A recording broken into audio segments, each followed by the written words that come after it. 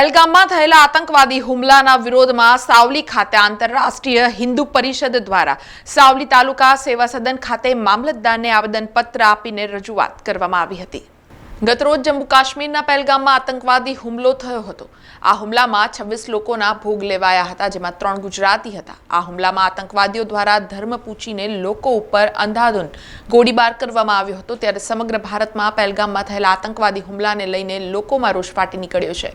ત્યારે આજે આ મામલે સાવલી ખાતે આંતરરાષ્ટ્રીય હિન્દુ પરિષદ દ્વારા સાવલી સેવા સદન કચેરી ખાતે મામલતદારને આવેદનપત્ર આપી વિરોધ નોંધાવવામાં આવ્યો હતો, જ્યાં આ બનાવમાં જે કોઈ પણ આતંકવાદી સંગઠન હોય તેની સામે કડકમાં કડક કાર્યવાહી કરવામાં આવે તેવી માંગ કરવામાં આવી હતી।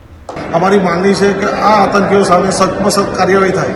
જેવી રીતે વિદેશના લોકો જે આતંકવાદીઓને જે શિક્ષા કરે છે, ઉસામા બિન લાદેનને જે રીતે ગોધીને લાવીને મારી નાખ્યો, એ રીતે આ આતંકવાદીઓને શોધીને એને મારી નાખવામાં આવે અને હવે ફરી કોઈ વાર આતંકી હુમલો ન થાય એવી અમારી માંગણી છે।